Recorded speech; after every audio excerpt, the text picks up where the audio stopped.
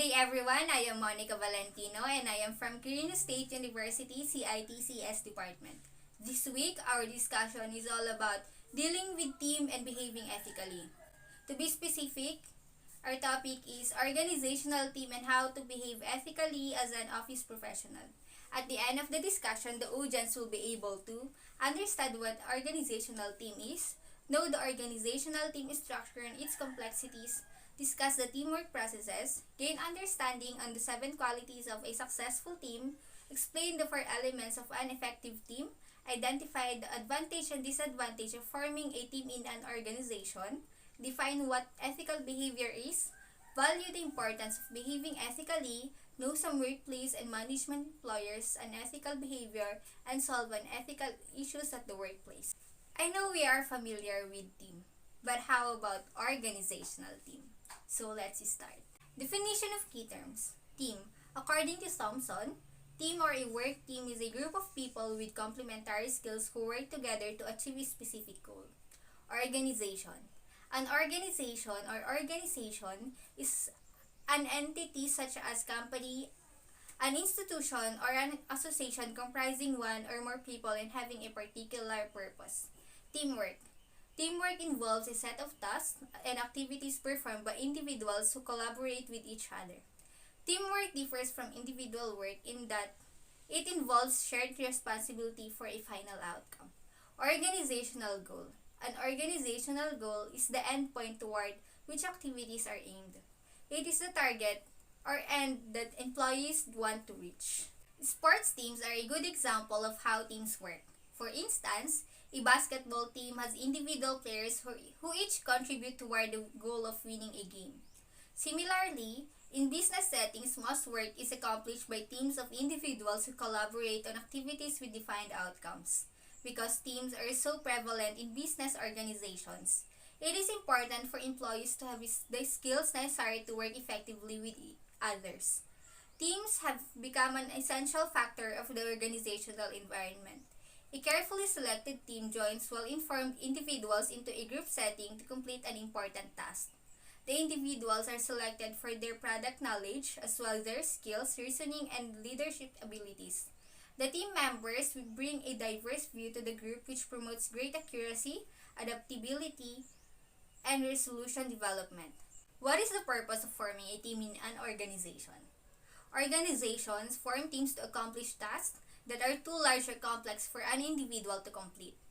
Teams are also effective for work that requires different types of skills and expertise. For example, the development of new products involves understanding customer needs as well as how to design and build a product that will meet these needs.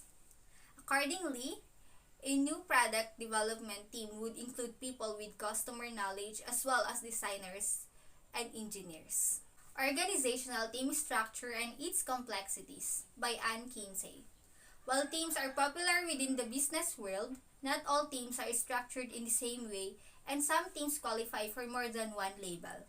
For instance, a virtual team might meet through Zoom once a week for the purpose of creating a solution to a new product packaging. Because they will no longer meet once that goal is accomplished, they also qualify as a temporary team.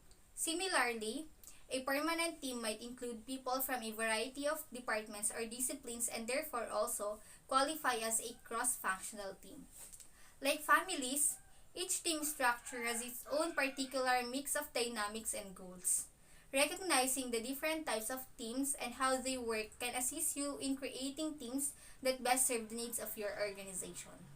While you could choose to stick to teams that only fall into one category or another, you can just as easily form teams that are a mixture of 2 or more categories that best meet your company's needs. Organizational team structure and its complexities.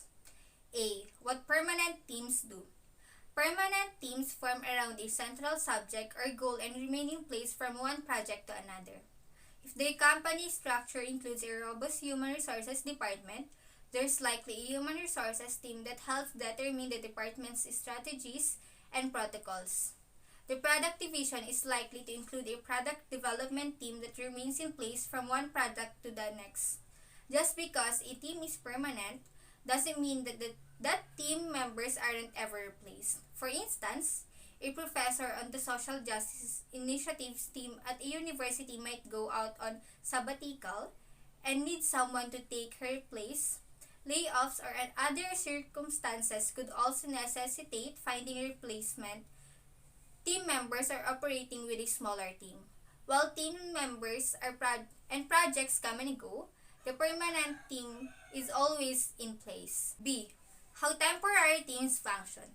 Temporary teams form to accomplish an important goal and then dissolve once the goal is met. For instance, when a company structure is too costly, upper management might organize a restructuring team to evaluate ways to cut costs and increase efficiency. Once the new company structure is implemented, the restructuring team no longer exists. Temporary teams enable companies to redirect employee time and energy to a new task for a short period of time without making it a permanent part of their job description. It also creates the opportunity to bring in temporary employees or consultants in order to meet a goal without having to create a permanent position to sustain their employment for the long haul. C. The purpose of committees. Committees are a type of team where people who share similar interests or values come together to achieve a goal. These teams could be permanent in the case of government committees on human trafficking or international aid. Or, they can be temporary teams, like when church members unite to put on a one-time 5 kilometers walk and vigil to address homelessness in their community. Typically, committees include a leader who helps to facilitate meetings and members who get to vote or have a say in how the team accomplishes its goals. Committee members might be appointed according to their interests, as is often the case in Senate committees, or they could be self-appointed volunteers, as in the case of organizing a self-community event. D. Workforce teams. Workforce teams are popular in corporate America where employees often work in certain departments under the leadership of one manager who has the goal of helping them give and become their best on the job. For instance, the product division of a utility company likely has a team of engineers that work under an engineering manager. Or sales representatives work together to meet team quota goals under the leadership of a sales manager. Workforce teams operate using a lateral management model, where each team member may not hold equal power. The manager has more power than each individual employee under them and has the ultimate say in the direction and daily activities of the team. E. How cross-functional teams operate. Cross-functional teams are composed of people from different departments and with different areas of expertise. For instance, a disaster relief team could include a physician, nurse, chaplain, food service personnel, housing specialist, mental health professional, reunification specialist, and a caseworker. These professionals move into areas and work together in order to organize comprehensive care to help victims get back on their feet. Within a corporate environment, a cross-functional team could include an administrative employee, communications expert, human resources manager, and an engineer from the product division. Their chief aim is to bring each of their areas of expertise together in order to strategically plan the best way to introduce a new product to the marketplace and communicate with vendors. This team could meet for one project as a temporary team or meet over the course of multiple projects as a permanent team. F. Self-managed teams in the workplace. Self-managed teams are teams that are equals working together to achieve a common goal. There is no manager or person of authority within the team. Instead, the team functions in an egalitarian way where each member has an equal voice and an equal vote about the direction of the team and the assignment of tasks. Self-managed teams operate well when they are based on compromise, respect, and clear communication. Each team member must be willing to take responsibility for themselves, their own work, and be flexible in response to the needs of others on the team. In the psychological services industry, a self-managed team could be responsible for providing mental health care to their client population. While the team as a whole reports to a managing director, all of the mental health professionals on the team are equals. G. The structure of task forces. Task forces are formed in order to address a specific problem or concern within a set amount of time. For instance, the North Carolina Institute of Medicine formed a task force around the perinatal system of care in response to a high infant death rate in the state. The task force is charged with investigating the problem, coming up with the solutions, and implementing a regional perinatal system by 2020. In order for task forces to be successful, they need to be composed of the right people and assign a clear task and a stated deadline. Some task forces are put into place in order to research inconsistencies within an organization or to address ethical concerns. This could be the case when a CEO or president is accused of money mismanagement or improper relationships with their subordinates. H.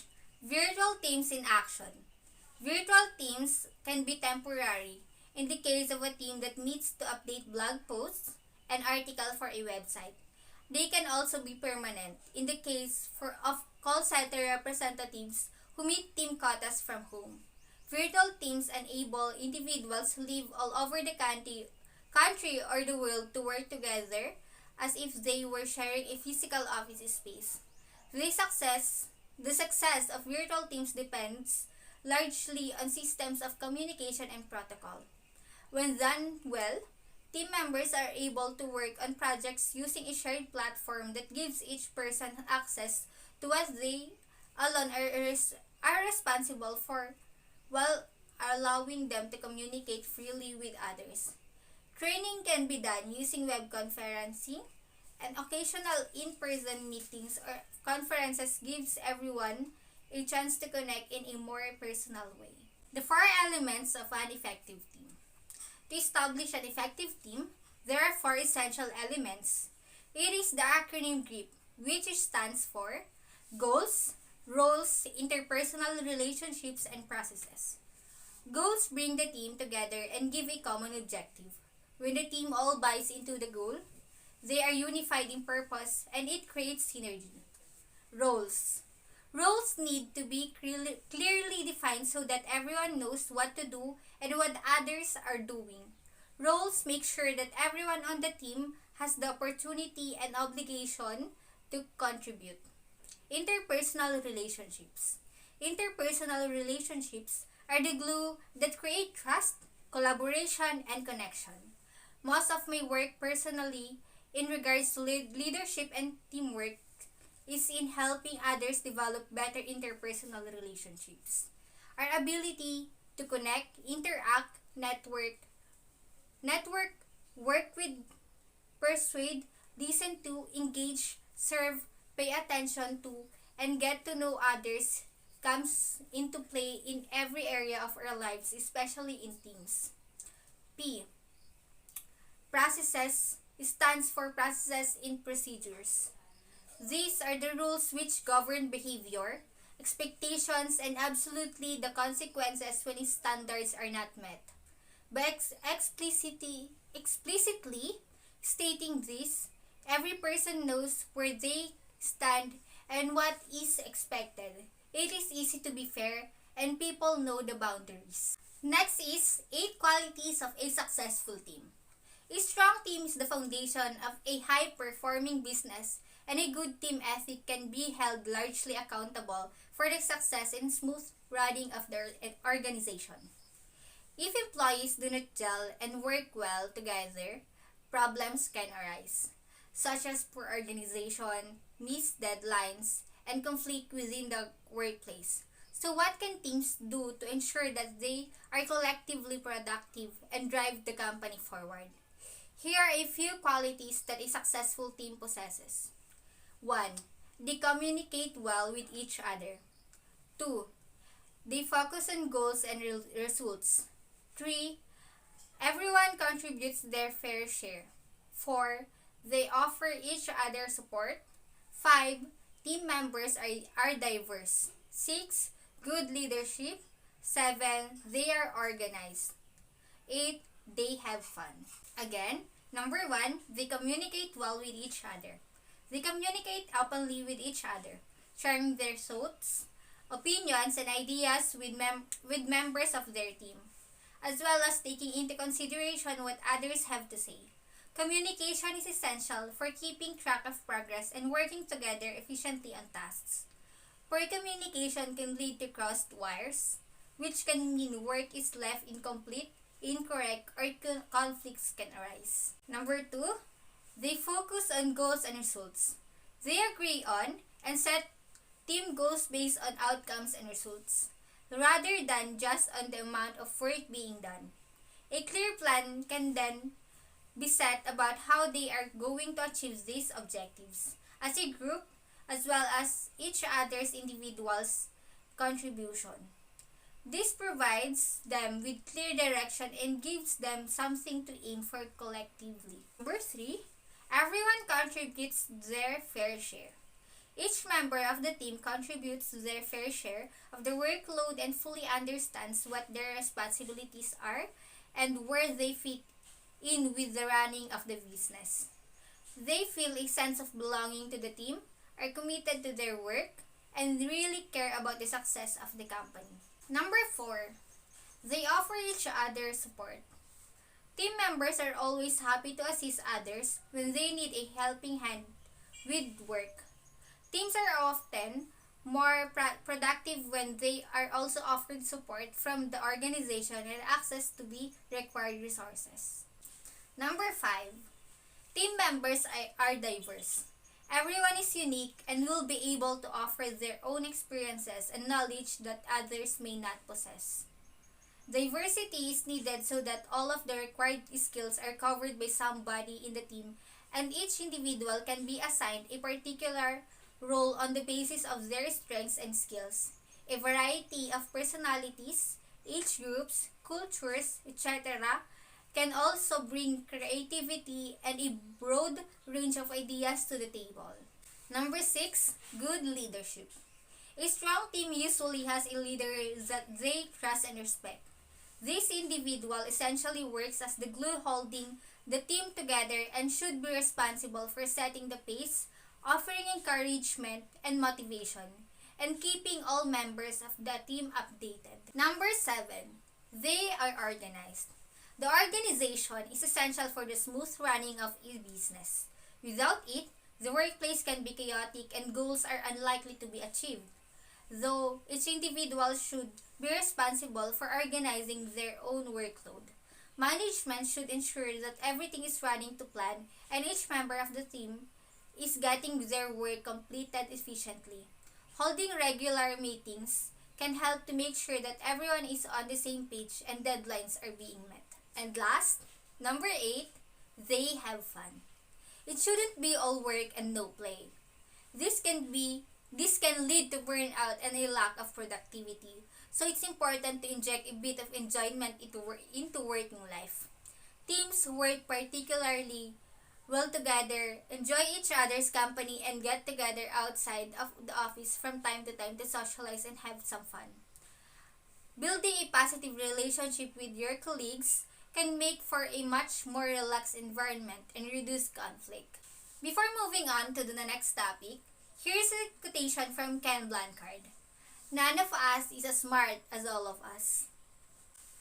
So the next topic for this day is how to behave ethically as an office professional. Definition of key terms. Ethical. Ethical comes from the Greek ethos, moral character, and describes a person or behavior as right in the moral sense, truthful, fair, and honest. Office professional. Office professionals are prepared to handle a variety of office-related tasks. So what is ethical behavior? According to Kimberly Leonard, at work, ethical behavior is the legal and moral code guiding employee behavior. Being a professional requires more than wearing a nice suit. It requires ethical behavior that drives interactions with other employees, customers, and leadership. It also guides how someone performs her job. Ethical behavior guides whether someone will perform minor infractions if she feels no one is watching. Business leaders need to set clear guidelines for ethical behavior in the workplace and to consistently train employees in working accordingly to those expectations. Examples of ethical behaviors in the workplace includes obeying the company's rules, effective communication, taking responsibility, accountability, professionalism, trust, and mutual respect for your colleagues at work. These examples of ethical behaviors ensure maximum productivity output at work and could be pivotal for career growth. Again, obey the company's rules and regulation. At the start of an employee contract, companies may need the employee to sign various documents including the company rules and regulation agreement form. Also, the employee may be given a handbook that may serve as a guide. Some common rules are tardiness, inappropriate dressing and language, etc. Due to the excitement of getting a new job, some employees do not properly read these rules and may end up deferring them in the future. Therefore, it is important that new employees properly read these rules and regulations in order not to defer them. Communicate effectively. Effective communication is very important to avoid misunderstandings when dealing with issues in the workplace. Communicating effectively may mean different things to people at different points in time. Let us consider the hypothetical situation of an employee trying to relay information to a French-speaking customer. The best way to communicate effectively with the customer is to have an employee who can speak French relay the information. Effective communication may also have an employee breaking one of the rules and regulations of the company without getting penalized for it. An employee reaching out to HR that they will be coming in late due to some unforeseen circumstances may be spared for coming late if the situation is properly communicated. Professionalism or standards. There are professional standards for everything an employee does in the workplace. The use of informal words in a formal workplace is highly unprofessional.